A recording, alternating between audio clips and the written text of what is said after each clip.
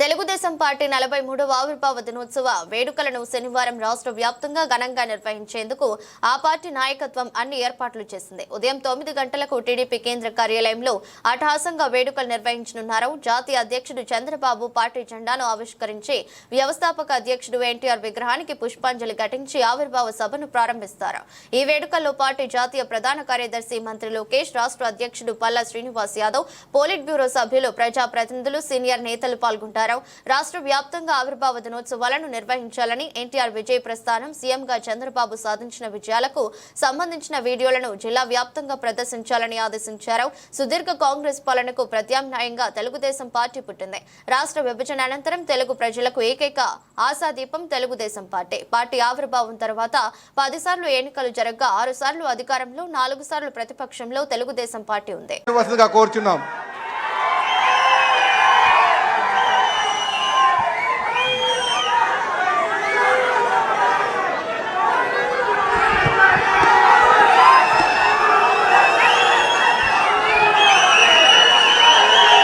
జై తెలుగుదేశం, జై తెలుగుదేశం. చంద్రబాబు నాయుడు గారి నాయకత్వం, చంద్రబాబు నాయుడు గారి నాయకత్వం. తెలుగుదేశం పార్టీ కార్యకర్తలకి, నాయకులకి, అభిమానులందరికీ ఆవిర్భావ దినోత్సవ శుభాకాంక్షలు. తెలుగుదేశం పార్టీ ఆవిర్భావమే ఒక సంచలనం. తెలుగుదేశం పార్టీ మొదటి గెలుపు ఒక చరిత్ర. రాజకీయాల్లో రికార్డులు సృష్టించాలన్నా, ఆ రికార్డులు బద్దలగొట్టాలన్నా అది కేవలం ఒక తెలుగుదేశం పార్టీతోనే సాధ్యం. 3 అక్షరాలు తెలుగు వారి ఆత్మగౌరవం కోసం తొడగొట్టాయి. ఆ 3 అక్షరాలు తెలుగు ప్రజల గుండె చెప్పుడుగా మారినాయి. అవి 3 అక్షరాలు కాదు, ఒక ప్రభంజనం. ఆ 3 అక్షరాలేంటి? ఆ 3 అక్షరాలేంటి? ఎన్టీఆర్, విశ్వవిఖ్యాత నట సార్వభౌమ స్వర్గశ్రీ నందమూరి తారక రామారావు గారు 43 ఏళ్ల క్రితం తెలుగుదేశం పార్టీకి పునాది వేసింది అన్న ఎన్టీఆర్. ఆ ముహూర్తం బలం ఏంటో నాకు తెలియదు. ఆ పునాదులు కూడా ఈరోజు గట్టిగా ఉన్నాయి. పార్టీ పెట్టిన 9 నెలల అధికారంలోకి వచ్చి తెలుగు వారి సత్తా ఏంటో ఢిల్లీకి తెలియజేసిన వ్యక్తి అన్న ఎన్టీఆర్. 43 ఏళ్ల ప్రయాణంలో ఎన్నో విజయాలు చూసాం, ఎన్నో సంక్షోభాలు ఎదుర్కొన్నాం. కానీ ఎన్ని కష్టాలు వచ్చినా ఎత్తిన పసుపు జెండా దించకుండా, మడిమ తిప్పకుండా తెలుగుదేశం పార్టీకి కాపలా కాసింది ఈ పసుపు సైన్యం. ప్రత్యర్థులు మీద పడిన, మీసాలు మిలేసి తొడగొట్టిన అంజిరెడ్డి తాతనే మన ధైర్యం. మెడపై కత్తి పెట్టి వాళ్ళ నాయకుడు పేరు చెప్పమంటే జై తెలుగుదేశం, జై చంద్రబాబు అని చెప్పి ప్రాణాలు వదిలిన చంద్రయ్య గారు మన పౌరుషం. కత్తులతో దాడి చేసిన, రక్తం కారుతున్న, ఎన్నికలు అయ్యే వరకు పోలింగ్ బూత్లో కూర్చుని చివరి ఓట్ పడే వరకు అండగా నిలబడిన మంజుల గారే మన దమ్ము. పార్టీకి, ఆ పసుపు జెండాకి కష్టపడిన కార్యకర్తలకి, ఈ పసుపు సైన్యానికి హ్యాట్స్ ఆఫ్. సమాజమే దేవాలయం, ప్రజలే దేవుళ్ళు అనే అన్న ఎన్టీఆర్ అన్నారు.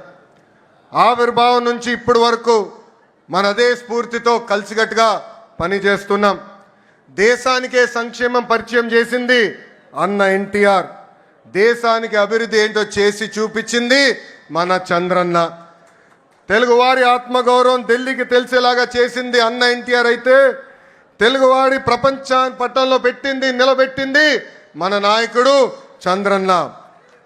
2 రూపాయలకే కిలో బియ్యం, నిరుపేదలకి పక్కా ఇల్లు, ఇంకో పక్కన మహిళలకి ఆస్తుల్లో సమాన హక్కు, ఇంకో పక్కన పెన్షన్ లాంటి అనేక సంక్షేమ కార్యక్రమాలు దేశానికే పరిచయం చేసింది టీడీపీ. చదువుకున్న యువకులని పెద్ద ఎత్తున రాజకీయాల్లోకి ప్రోత్సహించింది టీడీపీ. పటేల్ పట్వారీ వ్యవస్థని రద్దు చేసింది టీడీపీ. అందెందుకు బీసీలకి ఆర్థికంగా రాజకీయ స్వాతంత్రం కూడా తీసుకొచ్చింది మన టీడీపీ. మనకి గల్లీ పాలిటిక్స్ తెలుసు, ఢిల్లీ పాలిటిక్స్ కూడా తెలుసు. జాతీయ రాజకీయాల్లో సైకిల్ ముద్రనే వేరు. కేంద్ర ప్రభుత్వాల్ని శాసించే అవకాశం వచ్చినా ఎప్పుడు రాష్ట్ర ప్రయోజనాలు మేరకు మనం పనిచేశాం. ఏనాడు స్వార్థంతో పదవులు మనం అడగలేదు. రాష్ట్ర ప్రయోజనాలే ముందు పెట్టి నడిపించిన పార్టీ తెలుగుదేశం పార్టీ. అంబేద్కర్ గారికి భారతరత్న ఇవ్వటంలో కీలక పాత్ర వహించింది తెలుగుదేశం పార్టీ. అంతెందుకు ఆనాడు అబ్దుల్ కలాం గారిని రాష్ట్రపతి చేయాలని ప్రతిపాదించిన వ్యక్తి మన నాయకుడు చంద్రబాబు నాయుడు గారు. ఇంకా బాలయోగి గారిని పార్లమెంట్కే తొలి దళిత స్పీకర్ చేసిన ఘనత కూడా మన పార్టీ తెలుగుదేశం పార్టీది. హైవేల నిర్మాణం, విద్యుత్, టెలికాం, ఐటీ, డిజిటల్ పేమెంట్లో అనేక సంస్కరణలు కూడా తీసుకొచ్చిన party Telugu Desam party. Telugu Desam party జెండా పీకేస్తారని ఎంతోమంది అన్నారు. అలాంటి వాళ్ళు ఈరోజు అడ్రస్ లేకుండా పోయారు. అది మనందరం చూస్తున్నాం. 2019 వరకు మనం చూసిన రాజకీయాలు ఒక రకం, 2019 నుంచి 24 వరకు చూసిన రాజకీయాలు వేరు. అరాచక పాలన మనందరం ఎదుర్కొన్నాం.